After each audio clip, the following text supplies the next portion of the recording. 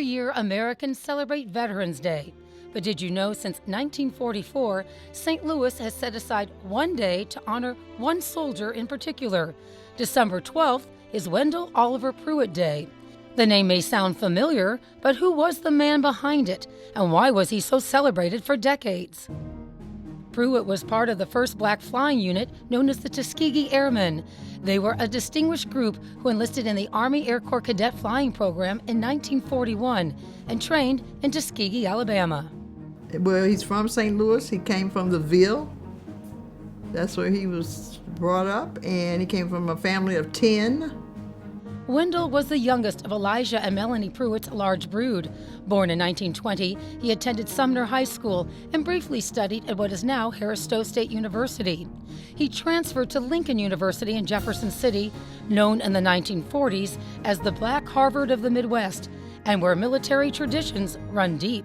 He was a member of Alpha Phi Alpha fraternity. He was well liked by his peers.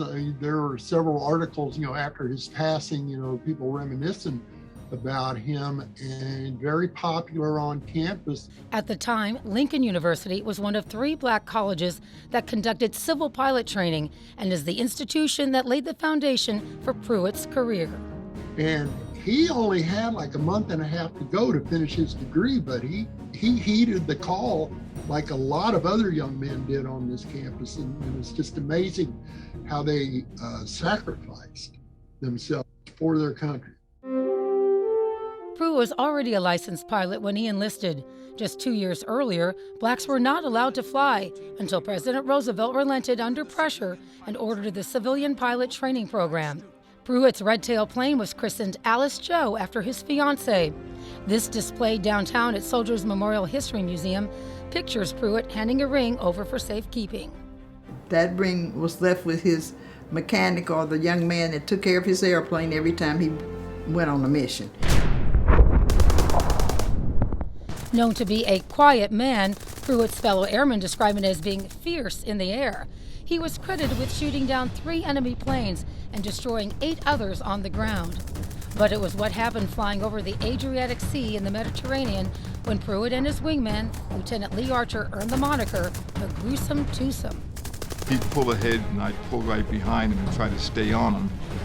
He was a heck of a pilot, and just staying there sometimes was a full-time job. With no bomber or torpedoes on board, Pruitt had sunk a German destroyer the size of a football field using only machine guns. One of those bullets hit all that ammunition on deck, and what should have been a small boom became a big boom. That ship was so damaged that it would have to be scuttled. And he is the only one in history, since, before, and after, that has got credit for sinking a German ship with a .50 caliber bullet. That was in 1944, and in December, St. Louis welcomed home their decorated hero.